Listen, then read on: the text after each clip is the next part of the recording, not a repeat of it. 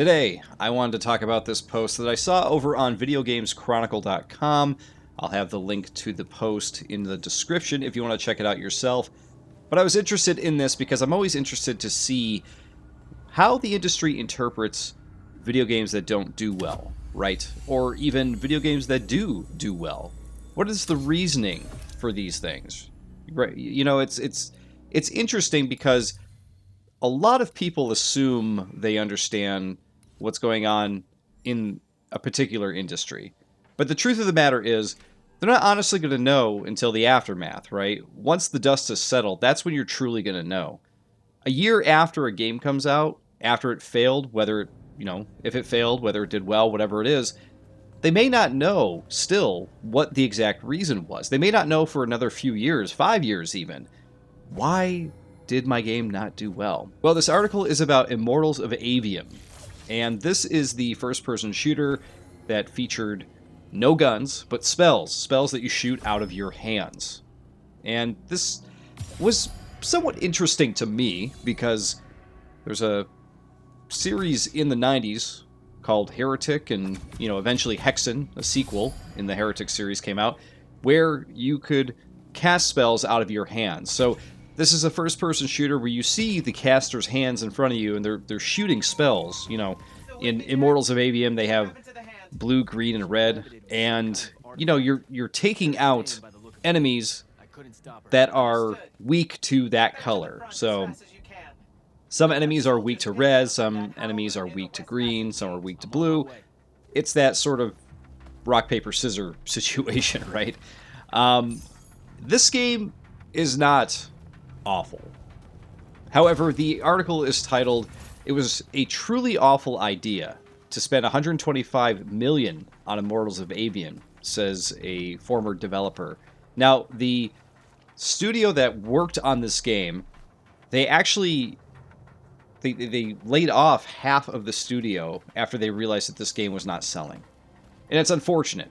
It's unfortunate that last year, it especially, not just this studio, but so many developers lost their jobs through the industry. It's just a terrible situation. Industry's in a really weird place right now with everything jumping to digital, and I feel like indie games are staking a claim, like a much bigger claim that I think AAA developers are willing to admit, because they don't take as long to make. They don't cost as much. They don't need as big of a team. There's a lot of different reasons for that. So with the developer behind Immortals of Aveum, they had a lot of great people working on the game, but the budget was just crazy. $125 million for this game? I mean, depending on if it's something that you're interested in, if you are interested in a first-person shooter, like a unique experience, something where instead of using guns, you're shooting spells, maybe this is something that interests you. But quite honestly, geez, I feel like it's really hard to sell a game of this caliber to the gamers in the current landscape. I feel like gamers nowadays, they just want guns. They don't want to cast spells out of their hands. They just want guns. And I think this is something they were missing when they made this game. I think it's interesting because I grew up playing Heretic and Hexen and games like that. I saw it, was like, oh, cool. This is sort of a build upon that. I think it's great.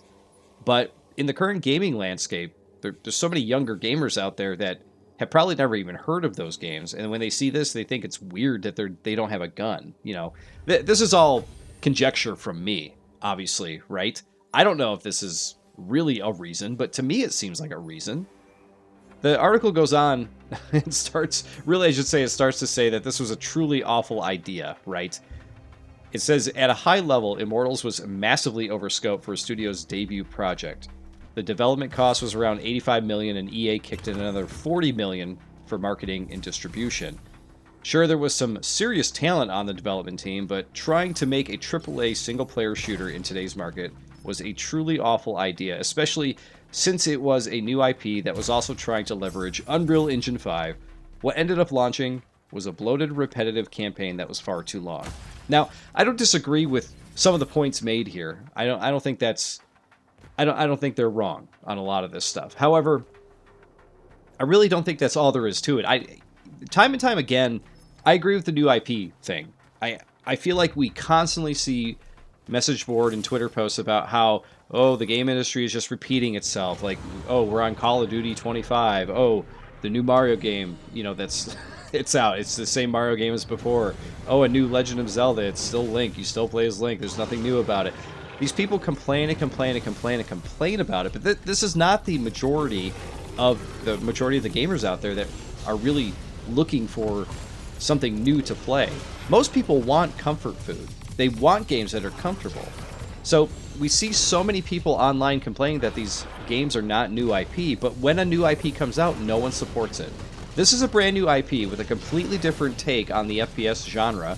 Like I mentioned earlier, shooting spells out of your hands instead of using guns. It's taking place in a very interesting, strange fantasy world, right? And yet no one went out and bought it. So for all those people out there who are complaining and bitching about how there's no new games coming out, listen, there are new games coming out. You're just not buying them. You're not checking them out. And the interesting thing about this game, Immortals of Aveum, is that it actually reviewed pretty well. According to the article here, it says it's sitting at a 74 on OpenCritic. And I could say personally, for me, that I actually own this game. I did not buy it new. I bought it I was going to say used. No, I bought it digitally on Xbox because right before the holidays there was a sale where the game went on sale for like $7 or something. I said, okay, for $7 I'll check this out. I heard good things about it, even though it seems like no one bought it.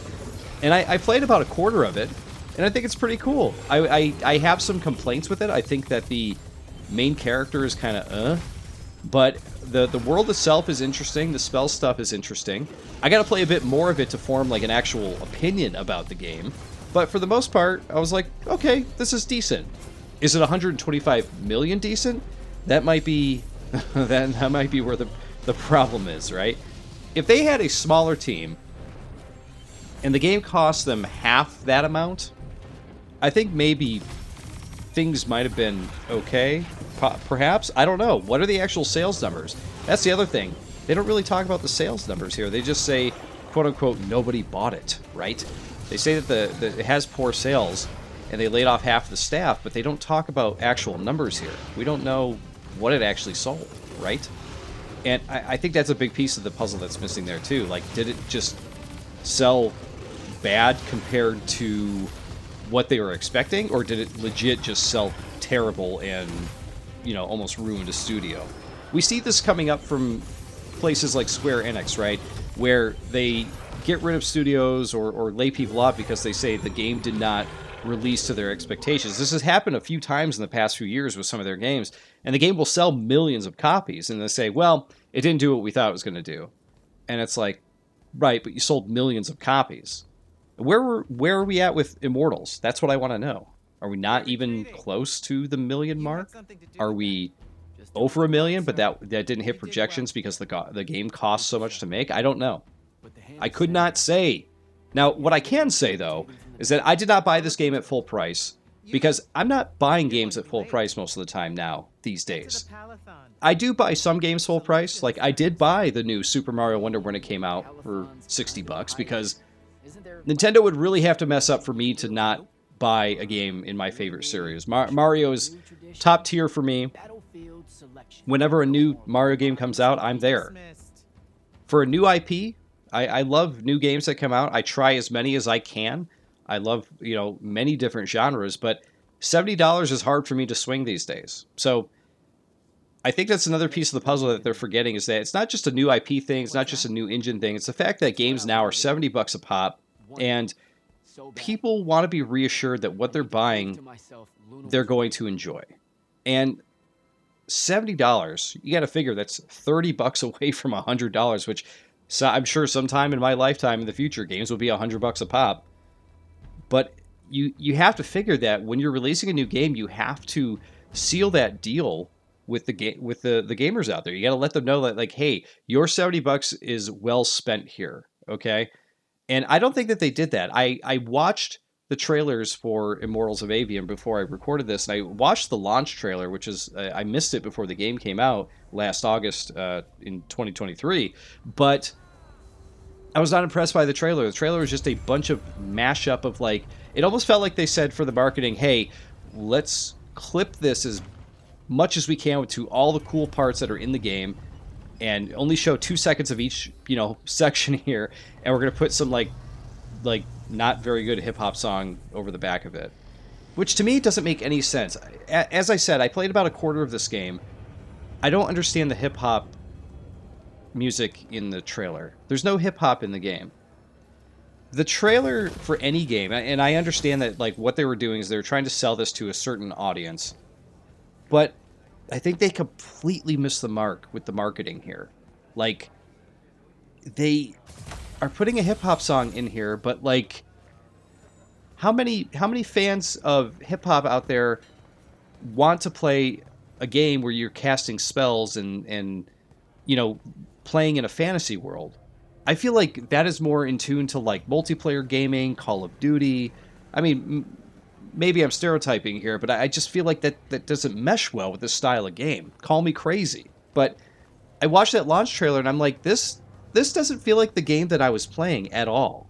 The game that I was playing has a story, has an interesting, weird fantasy world that you play in, has spell casting, has, big monsters and a war that's going on that they don't even talk about in the launch trailer. It's kind of crazy to me that they kind of ignored all that, and it was just like, here you go. This is like, they literally were trying to sell it as like, this is the new Battlefield or Call of Duty in a fantasy world. It wouldn't surprise me if there was someone who bought this game for $70 and thought it was a multiplayer game. Like, they probably jumped in and thought like, yeah, I'm going to play with my friends and shoot them with my spells. And once they realized it was single player only, they're like, oh, that's not a good thing, right? Supposedly this game also is pretty long for what it is, which I think contributes to the amount of money they spent on it.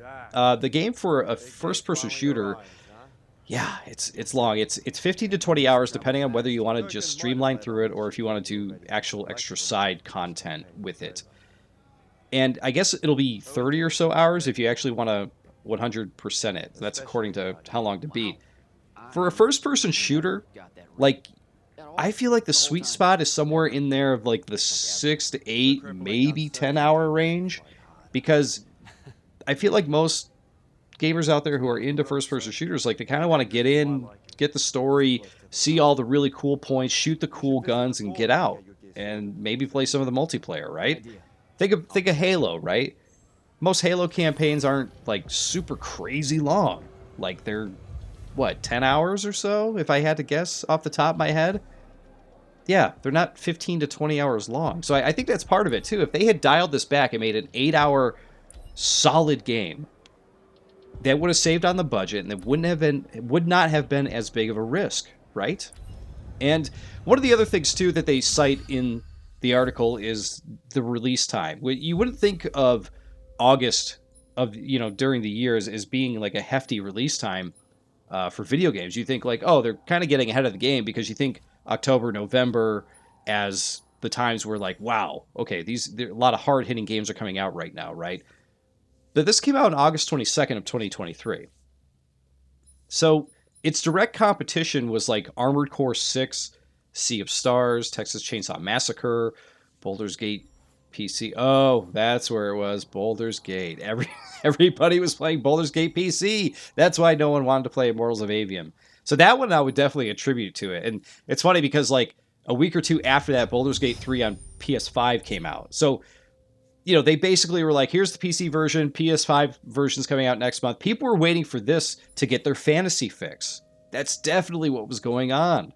For real, guys. And then right after that, we go into the crazy release year, like I was saying, where we're getting like Cyberpunk expansion and Mortal Kombat 1 and then, of course, other games. But like, yeah, there were so many factors at play here that set this game up to fail. It's kind of sad, right? I feel like bad marketing, overblown budget, too big of a scope for the game. Really should have made it a tight 8-hour game, I feel like, for a first game. If it sold well or sold decent, they could have made a sequel that was a little longer, or, justifies the price tag of like, paying the studio more to make a slightly longer game because they succeeded with one game. This was definitely an putting all your eggs in one basket situation, right? And, at the end of the day, I do think that a lot of gamers just want to shoot guns. They don't care about shooting things out of their hands for the most part. Yeah, I don't know. There's a lot of factors here as to why the game failed. Again, reiterating what I said at the beginning, though, maybe we won't know the exact reasons for a couple years. But I think, personally, this is the way I feel. I feel like this and, all the reasons I mentioned are why this game didn't do well. It's not an awful game. Like I said, I played a quarter of it, and I'm going to go back to it to play more of it. But, oh man. All I can say is that I hate the fact that people had to lose their jobs over this, and I don't know what the development, was like behind the scenes or anything. But man, yeah, I feel bad for the team here because they didn't make an awful game. They just spent too much money, way too much of EA's money, I think, and put out a game that was, decent, but not a 9 out of 10, 10 out of 10 release. And I think that's their biggest crime, is that they just didn't knock it out of the park like they thought. But anyway, hey, let me know what you think. Did you play Immortals of Aveum? What do you think of this whole thing? Games failing, games becoming too big to fail, yet failing anyway. Tell me what you think about this story. Check out the article, it's in the description, and I'll talk to you in the next one.